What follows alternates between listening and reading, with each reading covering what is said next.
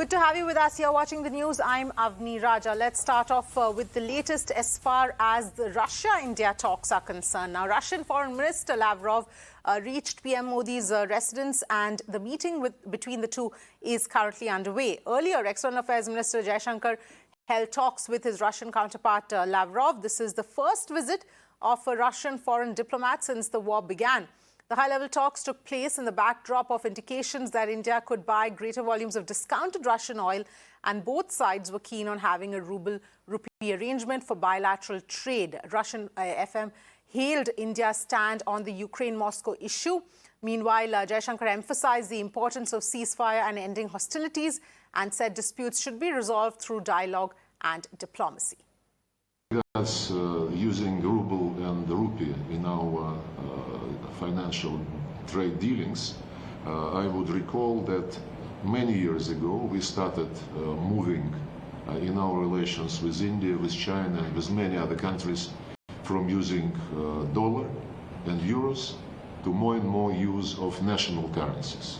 Under these circumstances, this trend, I believe, will be intensified, which is natural and obvious. We will be ready to supply to India any goods which India wants to buy. I already referred to this. We have very good relations between the trade ministries, ministries of finance, and I have no doubt that a way would be out to bypass the artificial impediments which illegal unilateral sanctions by the West created. This relates also to the area of military technical cooperation. Well, speaking on India's position in the Russia-Ukraine standoff, the Russian Foreign Minister Lavrov said that the West is mounting pressure on India over the issue and lauded India for not taking a one-sided view. Russian FM said that Moscow is open to India mediating in the Ukraine crisis, adding that the country is committed to continue with India's cooperation in the defense sector. US on Thursday cautioned that there will be consequences for countries actively attempting to circumvent or backfill American sanctions against Moscow for its invasion of Ukraine. Конъюнктурных соображений, тем более оно не зависит от незаконных методов диктата и шантажа. Но вы знаете, по отношению к таким странам, как Россия, Индия и Китай, многие другие, применять подобного рода политику совершенно бессмысленно и только означает, что люди, которые такую политику предлагают и реализуют, и еще навязывают свою линию всем остальным, они не очень хорошо разбираются в национальной идентичности тех стран, с которыми пытаются разговаривать языком шантажа и ультиматумов. All right, let me bring in our guests who are joining us at this point in time. In fact, we've got with us Maruf Raza, consulting editor, Times Network, as well as Achal Malhotra, a former diplomat. Thank you, both of you, for joining us on the broadcast. Maruf, let me come to you first with respect to what we heard today, post the talks between Jaishankar and Lavrov. What would be any important takeaways according to you? Well, my understanding is that Russia is not just grateful that we have stuck to our guns, but is also a very clear Indian enunciation of India's position that nobody can really help dictate terms to India for its foreign policy goals. What the Americans are unable to understand, that not taking sides is also a policy option. And in India's case, this was clearly articulated ever since our independence, where non-alignment has been one of the key pillars of our positions on foreign policy. When it comes to Russia and India, yes, we hear a lot about defense ties, and I'm personally quite sort of conversant with the various issues concerning defense ties. But, an emerging area of interest is the trade relationship between the two countries, which is currently not that big. But it can rapidly expand if India decides to exploit the options available for India vis-a-vis Russian oil and gas. See, Russia is going to be looking for new markets. In a few years, the European option for Russia will virtually close. They're trying to do it as soon as possible. And there is, after Mr. Modi's visit to Vladivostok, probably the first by an Indian Prime Minister, there has been constantly movement in that direction by providing India a certain amount of, sea route oil facilities coming in. I think if India can get more from there and stock up our reserves, it will be a very good idea. Also, I'd like to comment on a remark made by US Deputy NSA, Mr. Dilip Singh, who is originally, I assume, of Indian origin, but doesn't seem to understand that how India looks at the world. We are not Americans. We don't look at the world as though you are with us or against us.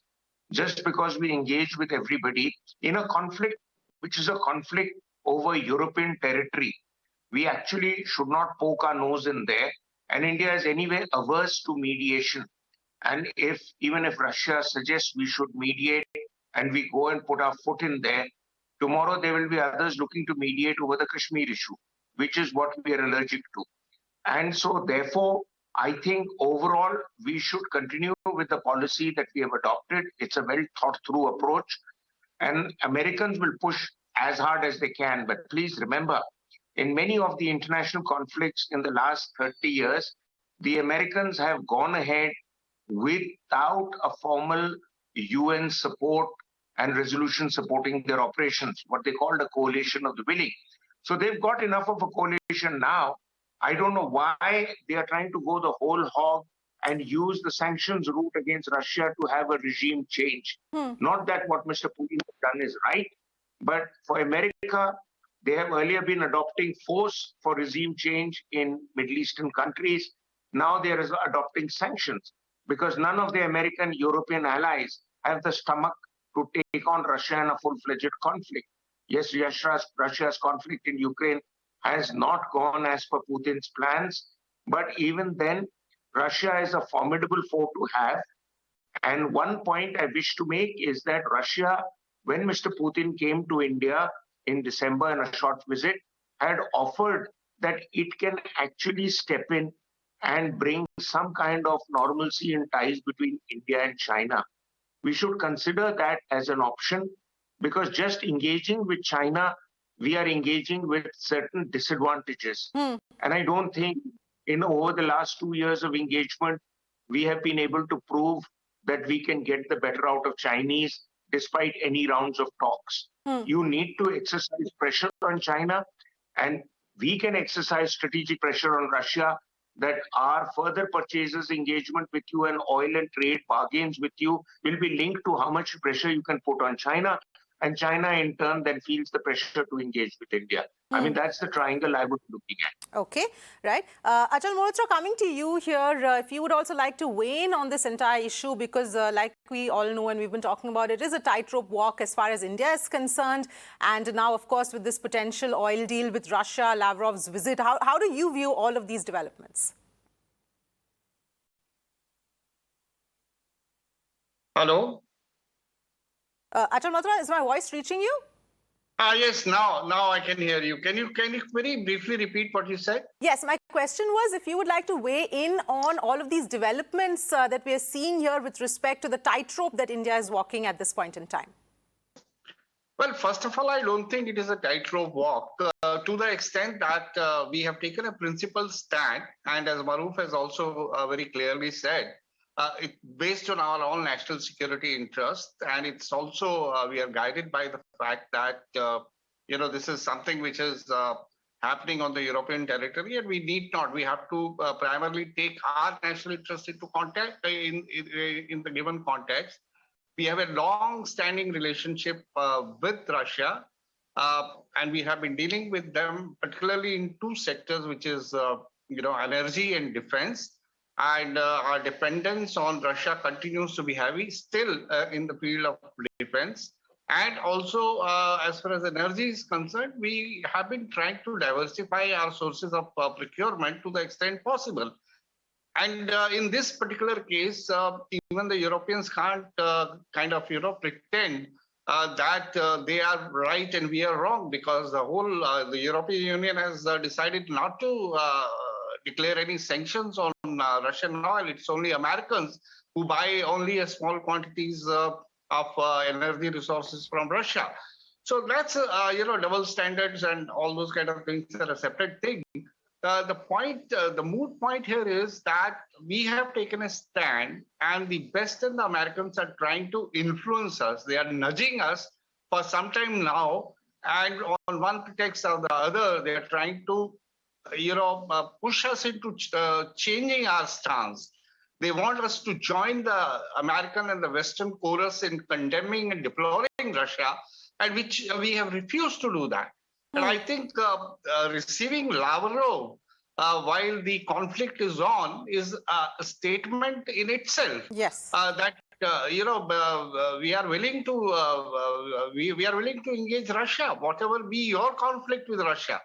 We all know that the conflict is not between Ukraine and Russia; it is between America and Russia. So just because you have a conflict, you have certain interests, you want to weaken Russia, you want to weaken Putin, you want to put sanctions on Russia, you want to demolish Russia, we are not going to join you in this. Where we have convergence of views, which is Indo-Pacific, there we are willing to cooperate with you. There are other areas where there is a mutual dependence on each other. We are very much going to cooperate with the West also. But please don't preach us. Don't tell us that join us in the name of democracies. Your values of democracies, your definition of democracy, your value, international law order, all that we understand very well. Do you apply it when you decide to take action against Saddam Hussein? You want to change the regime there, and you say, take one pretext. Do you take United Nations Security Council into confidence when you decide on unilateral punitive measures? So please, you keep your standards and your definitions to yourself. We will judge the world on the basis of how we see it, and we will go by the, we will take and we will act according to what we think is the best in our India's national interest. Right. That's what you can, make out from here. And this visit and our interaction is a message once again to the Americans and the West.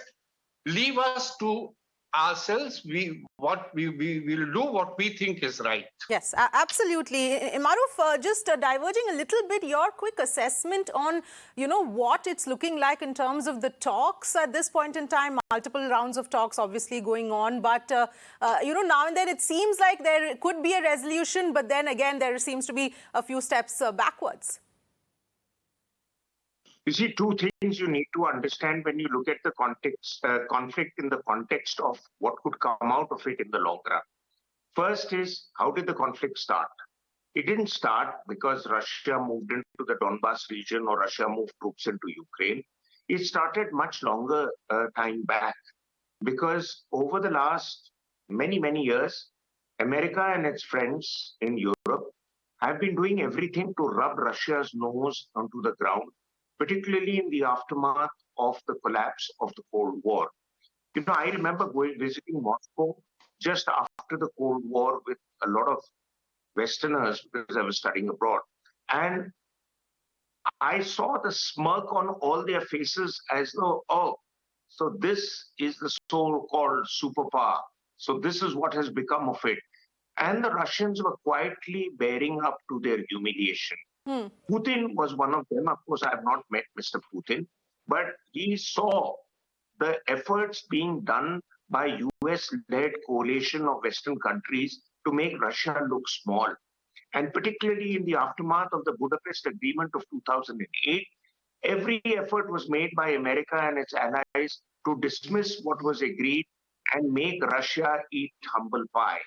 And if you look at the context, and that's the second point I want to bring out. So when Russia decided to go in, Putin was playing the same playbook, paying back by the same coin that these guys had tried to give back to Putin after the Cold War. And secondly, when you look at how the operations unfolded, open your chapter, go onto the internet and look at the bombings by America-led NATO in Kosovo, which was earlier part of Yugoslavia. They did not have any UN approvals. Mr. Lavrov, in fact, on those times, was Russia's ambassador to the UN. He pleaded again and again that I don't think you should bypass the system. I think you should have a global consensus. But as I said earlier, their whole approach is my way or the highway. And they didn't give a damn. Today, the Russians are doing precisely that. Nobody really took that very seriously when the Americans were bombing the hell out of Kosovo and other connected areas. Today, everyone seems to be going over the top because Russia is doing it. I am not justifying the Russian invasion of Ukraine, but I'm saying he is doing what was done to him and his country's stature many years ago. Right. I mean, 20, 25 years. And so today, the Russians are not going to stop because you say that you're going against the rule of law. As Mr. Malhotra has brought out that, you know, when have these guys followed the rule of law? Right. When has an American contingent for UN peacekeeping operations gone under the UN flag with an international commander? Right. They go with their own troops, their own generals, they wear blue helmets, and they try and, you know, give it, you know, sanctimony, and they try to give it a kind of holier than thou look that it's a UN operation. It's an American operation under the garb of a UN operation. Right. So, you know, they have too many skeletons in their cupboard to lecture us like Mr. Dalip Singh did. I think he still has to go back and learn a bit of diplomacy before becoming the American envoy and trying to send America's diplomatic messages. We can do without people like this who were born diplomats yesterday and today trying to lecture us. Right. As Mr. Anshul has brought out, we know what we are doing. We are a country of Kautilya and Arthashastra. We learned diplomacy long before these guys were born.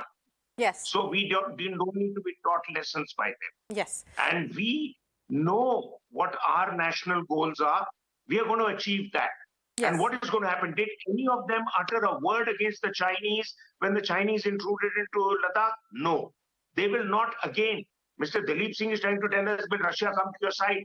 Russia did provide us MiGs when the Chinese came in. They provided us Sukhois. They provided us airborne and early warning systems. They provided us satellite coverage. What did these guys provide? Very little. There are a whole lobby of people in South Bloc who have vested interest in engaging with America. Yes. Both them and their children. Yes. And therefore, they are held hostage by America by telling them, okay, you come to our side and maybe we'll do a few favors for you in the universities there. Right. But that's not how foreign policy is run. Yes, absolutely. Fair enough, Maruf. In fact, Maruf Achal Malhotra, thank you so much for joining us with your perspective. I'm afraid we'll have to leave it there.